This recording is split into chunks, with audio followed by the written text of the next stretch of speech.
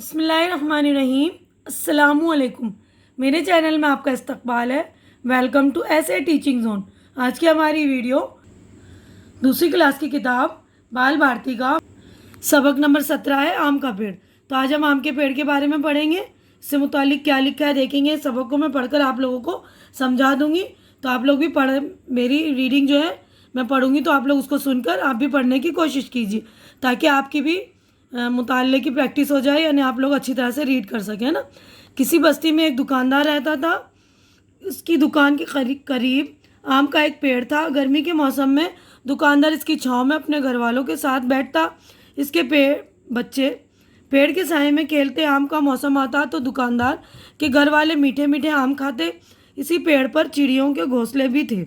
धीरे धीरे वो पेड़ सूखता चला गया। अब जब दुकानदार दोपहर में आराम के लिए बिस्तर पर लेटता तो चिड़ियों की चहचहाहट से उसे नींद ना आती। एक दिन इसने सोचा, ये पेड़ बिल्कुल बेकार है, अब इस पर फल भी नहीं लगते। चिड़ियों का शोर अलग मेरी नींद खराब करता है, तो इसको काट देना ही बेहतर है। यानी जब पेड़ सूखने लगा तो उस पर फल नहीं लगे ना, तो दुकानदार सोचा कि अब इसको काट दूं, फल भी नहीं लग रहा है ना, तो क्या करूँगा। चिड़िया अलग चहचहा कर शोरगुल करके मुझे परेशान करती हैं, मेरी नींद खराब होती है ना। तब ये सोचकर दुकानदार ने कुल्हाड़ी उठाई और अपनी बीवी से कहा, मैं इस पेड़ को काटने जा रहा हूँ। बीवी ने इसे पेड़ काटने से रोका, मगर दुकानदार ने इसकी एक न सुनी।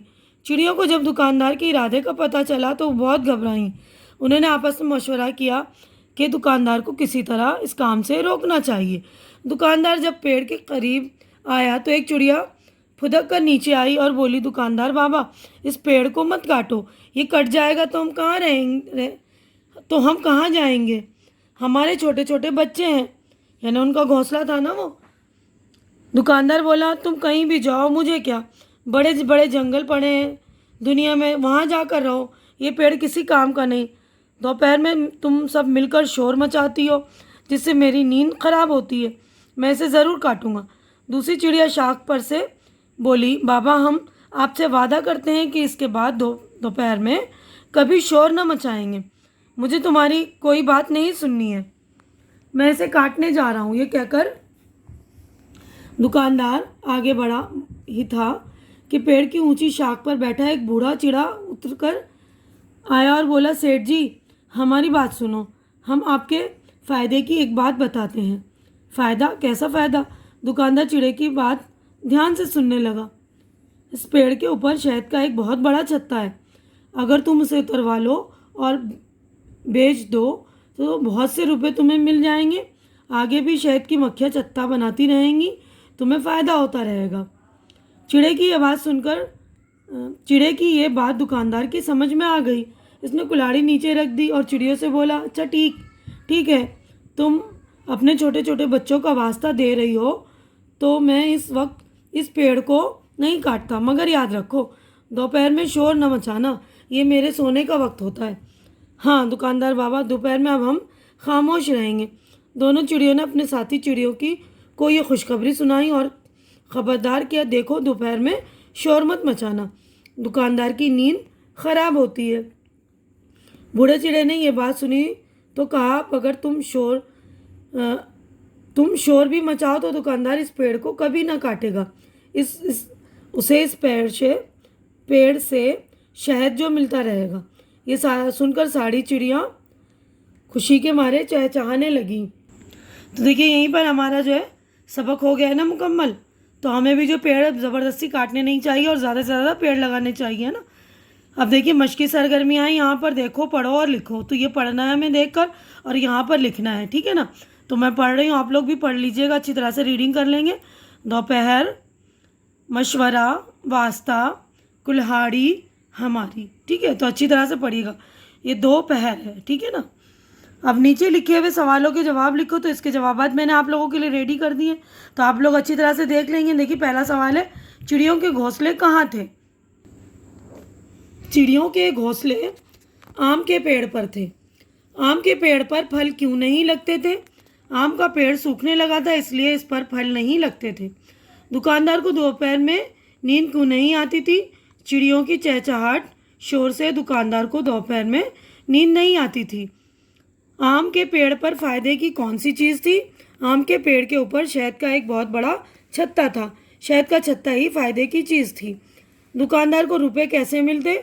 दुकानदार को रुपए शहद का छत्ता बेचकर मिलते। अब अगले क्वेश्चन की तरफ हम बढ़ते हैं। देखिए अगला सवाल है हमारा, दिन और रात को चंद हिस्सों में बांटा गया है। इनके अलग अलग नाम हैं। इनको वक्त के हिसाब से सही खानों में लिखो। देखिए 4 वक्त होते हैं पूरे दिन में, दोपहर, सुबह, रात, शाम। तो हमें बताना है, देखिए सबसे पहले सुबह होती है ना, फिर उसके बाद दोपहर, फिर तीसरा शाम, उसके बाद चौथा है रात। ठीक है, अब उसके बाद है खाली जगहों में लफ्ज़ लिखो। तो ये भी मैंने लिख दिए हैं। देखिए आपकी सहूलत के लिए सारा काम कर रही हूँ, बस आप लोग मेरी हौसला अफजाई कर दिया करिए, मेरे चैनल को सब्सक्राइब करा करिए और मेरी वीडियो पूरी देखा करिए। ठीक है, तो मैं पढ़ रही हूँ, देख लीजिए आप लोग अच्छी तरह से। पेड़ पर चिड़ियों के घोंसले भी थे। तो ये घोंसले, चिड़ियों का शोर अलग मेरी नींद ख़राब करता है। तो ये नींद, एक चिड़िया फुदक कर नीचे आई, फुदक। उसके बाद दोपहर में कभी शोर न मचाएंगे। ठीक है, सारी चिड़िया खुशी के मारे चहचहाने लगी। ये रहा चहचहाने। अब नीचे देखिए, नीचे लिखे हुए दिए हुए लफ्ज़ों को सही तस्वीर से जोड़ो। तस्वीर से हमें जोड़ना है। देखिए शहद का छत्ता ये रहा है, शहद का छत्ता। चिड़िया ये रही, कुल्हाड़ी ये है, और ये पेड़ की शाख, टहनी को बोलते हैं ना शाख। तो अच्छी तरह से आप जोड़े लगा लेंगे। आगे बढ़ते हैं हम। देखिए दी हुई मिसाल की तरह खाली जगह में सही लफ्ज़ लिखो। जैसे अम्मी अब्बा है ना, तो लड़की लड़का, चिड़िया चिड़ा, बकरी बकरा, मुर्गी मुर्गा। अब आगे बढ़ते हैं हम। देखिए सबक से ऐसा लफ्ज़ तलाश करके लिखो जो बूढ़े चिड़े ने दुकानदार के लिए इस्तेमाल किया था। तो बूढ़े चिड़े ने कहा था ना सेठ जी, तो ये रहा सेठ जी। देखिए लिख दिया है मैंने वो लफ्ज़। अब नीचे लिखे हुए दिए हुए जुमले किसने किससे कहे? मैं इस पेड़ को काटने जा रहा हूँ, दुकानदार ने अपनी बीवी से कहा। ये कट जाएगा तो हम कहाँ जाएंगे? चिड़िया ने दुकानदार से कहा। इस पेड़ के ऊपर शहद का एक बहुत बड़ा छत्ता है, बूढ़े चिड़े ने दुकानदार से कहा।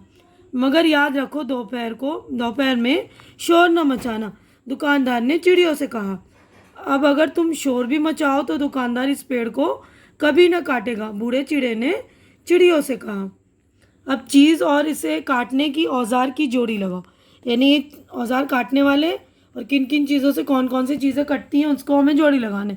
तो घास काटने का देखिए ये आला है ना, और ये देखिए इससे जो है लकड़ियाँ कटती है ना, पतले पतले तख्ते होते हैं। और ये कुल्हाड़े से जो पेड़ों की टहनियाँ, मोटी मोटी तने वगैरह कटते हैं।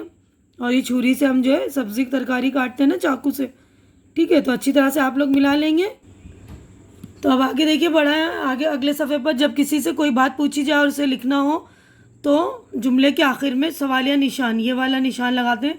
जब सवाल करते हैं तो लगाया जाता है। जैसे तुम्हारा नाम क्या है, तो ये लिखा है ना सवालिया निशान, इसको बोलते हैं। नीचे लिखे हुए जुमलों के आगे सवालिया निशान लगाओ। हम कहाँ जाएंगे, देखिए सवालिया निशान मैंने लगा दिया। मुझे क्या फ़ायदा, कैसा फ़ायदा, ये देखिए है ना, तो इसको सवालिया निशान बोलते हैं। आप लोग भी अच्छी तरह से लगा लेंगे।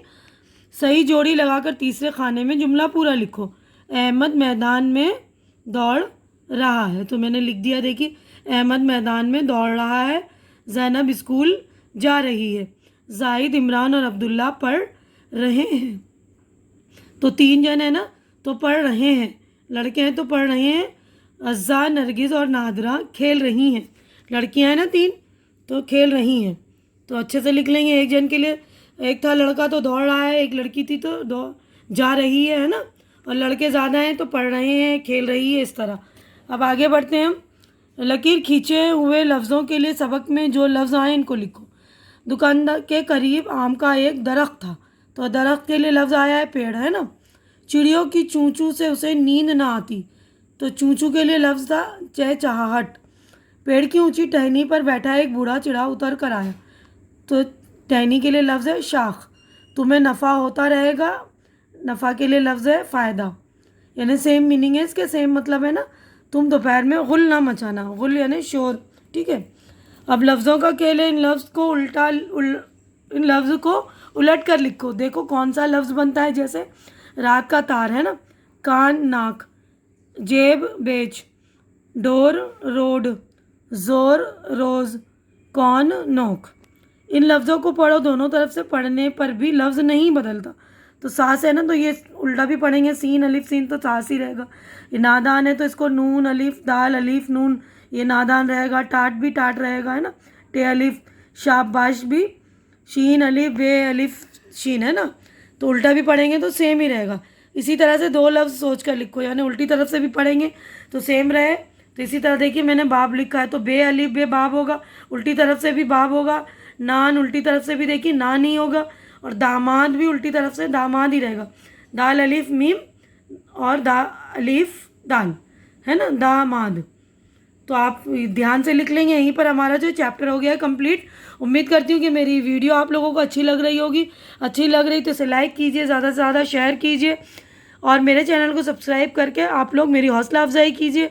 हमारी अगली मुलाकात अगली वीडियो में होगी। तब तक के लिए आप लोग अपना ख्याल रखिए, मुझे दुआओं में याद रखिए। अल्लाह हाफिज़।